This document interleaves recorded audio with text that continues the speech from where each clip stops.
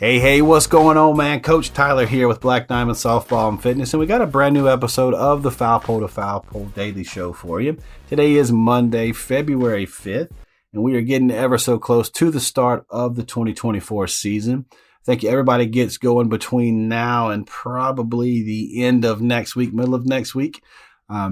And I'm excited. I cannot wait for the 2024 season to get going. I know you guys are too. But before we get into today's episode, I do want to remind you of our YouTube channel. It's youtube.com/@foulpole-to-foulpole.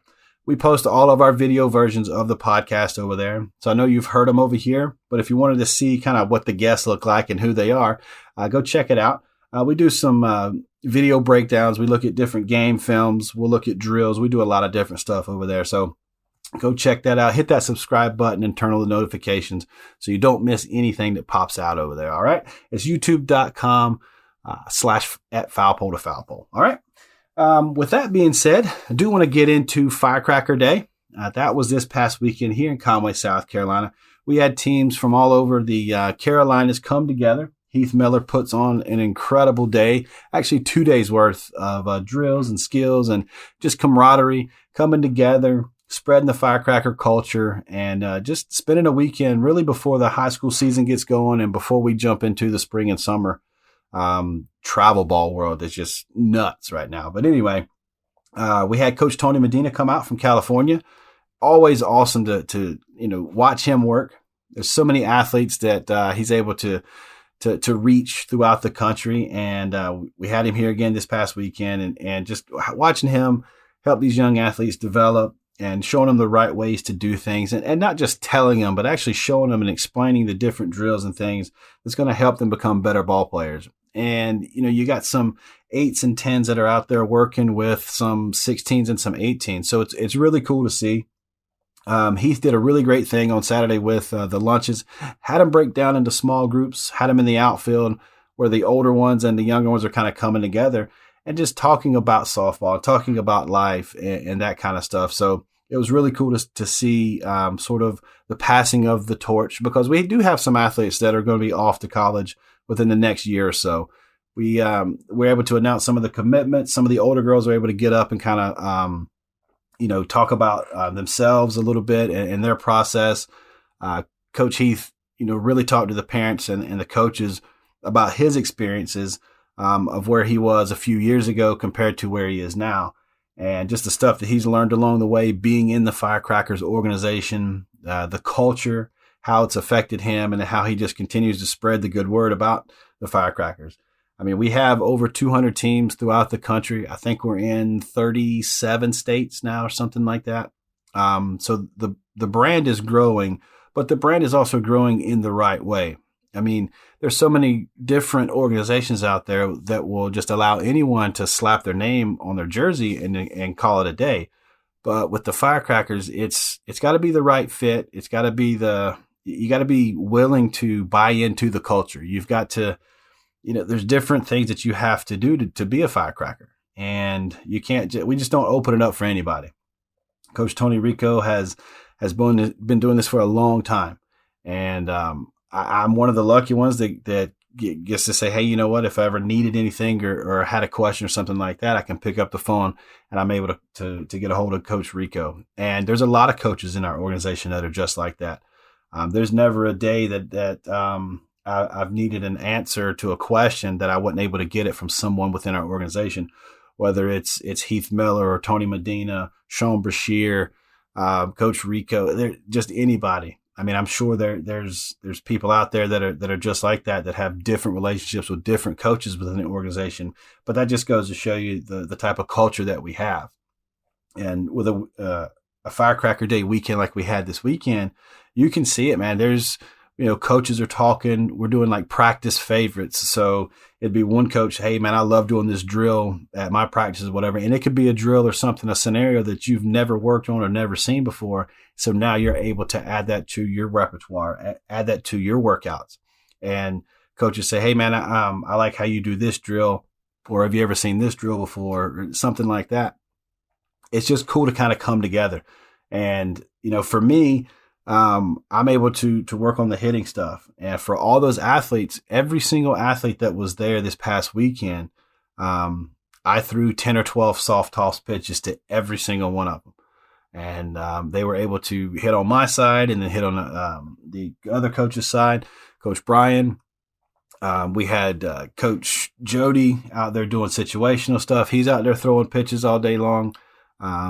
Justin was out there throwing pitches all day long. So, I mean, we had coaches that were just, volunteering and saying, hey, man, I got this drill, or I'll run this drill, or I'll do this. We have all this gear that we have out there. People just donating their time and energy and effort. And it's just so much fun. And then when it's over, it's like, oh, man, we got to wait till next year to do this. And that's the only part that sucks about Firecracker Days when it's over with.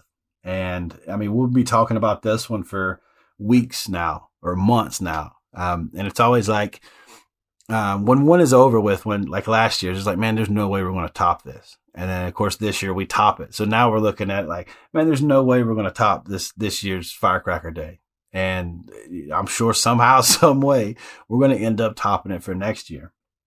And I'm so lucky to be involved with an organization like this. I'm so lucky to be involved with the team that I have, and just watching my girls yesterday and Saturday sort of interacting with the younger players, some of the older players, mixing in with different teams, some friendly competition. It's so awesome to see. And then at the end of the day, kind of doing Firecracker games at the very end where there's like a relay race and it's like team versus team, but it's so fun because they're doing like dizzy bat stuff and everybody's able to laugh at one another and high five and kind of come together. It's something, it's magical to be a part of. And this is truly what the game is about. We get caught up in who's doing what. And it's like it's competition of, I'm getting letters from this school, or I'm going to this camp, or I'm on this team, or we're playing in this tournament, or this and that. And it's just like, it's nothing but competition constantly. And we never really, take a step back and go, hey, you know what? We're all a part of this one game, and we're all pulling in the same direction to continue to grow the game so that the game is there 10 years from now or 20 years from now. I mean, we have athletes that are out there this past weekend, 7, 8, 9 years old, that were able to take part in this stuff. And in 10 years, they're going to be heading off to college. And they were out there with girls that are heading off to college next year, like next June, July, August timeframe. Those girls are out of the nest and they're moving on. So they were able to kind of give back and lead sort of by example. And these girls, I mean, on a small scale, not even knowing them or whatever, but these girls are looking up to them saying, hey, you know what? One day I'm going to be there. But if we don't get right as a community and start trying to take care of one another, and instead of, ripping someone down, that it's not going to be there. So when other organizations and teams and stuff like that have these type of events, to me, that's what it's all about. That's how you grow the game. You continue to develop your athletes so they are good enough to play the game. And then you also continue to help develop as people. They're going to be our world leaders someday. They're going to be the ones teaching in the classroom. They're going to be the ones that are taking care of your parents when they're sick. They're the ones that are going to be the doctors, the lawyers, the mechanics, the tradesmen. They're the ones that are going to be, our next generation that's out there. So if we're teaching them that it's all, beating on your chest and, hey, look at me, I'm better than you, this and that, then that's not the way we should be doing it. So events like this, like I said, these are the ones that kind of get people to come together. And it was everybody picking up trash together. It was everybody picking up the balls together. It was everyone setting up bow nets or breaking bow nets down. It was everyone making sure that we left the place cleaner than it was. It was everyone involved with, from day one to day two, what can we do? Facility wise, how can we make this, event run smoother? With the concession stands, the people that volunteered their time to run that.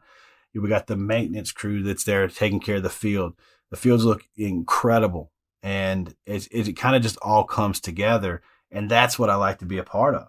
And I hope this is there for generations to come. I'm hoping that in 20 years, I'm still involved in some shape or form with Firecracker Day. Hopefully I'm still around and I'm still doing this and I'm out there doing something, whether it's just you waving to people or just shaking hands or something like that. If I'm still able to go out there and throw some soft toss or some front toss, I hope I hope you guys are there to see it, because I'd love to be there to do it.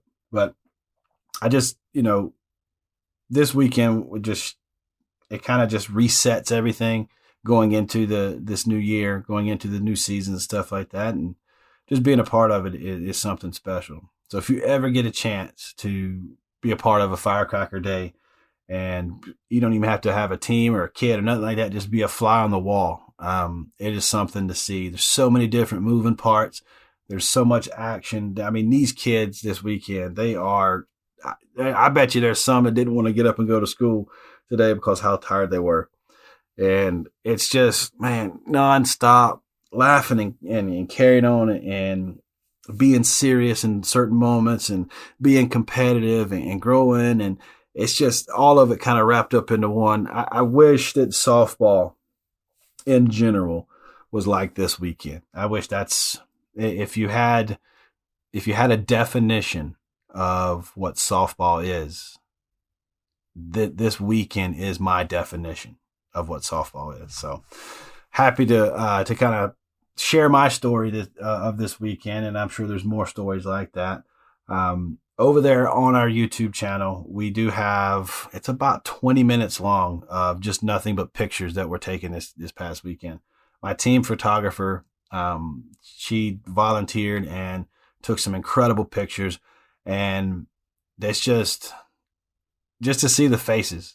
I mean, it's incredible to see this stuff. So, I'm still kind of, I don't know, coming down from the weekend because it was so much fun. But anyway, I'll leave that with you guys. Again, big shout out to Heath, big shout out to Tony and all the other coaches that were there volunteering and just helping grow the game. Spread the good word, man. And Firecracker's culture it's growing, and I swear it's a great feeling. All right, that's going to do it for me. If you guys like that kind of stuff, man, the Firecracker Day and the camaraderie and stuff, leave me a comment, shoot me an email, tell me where you're at and what you're doing. And, man, I can't wait to hear from you guys. Share this with a friend, and when you do, make sure you tell them you love them.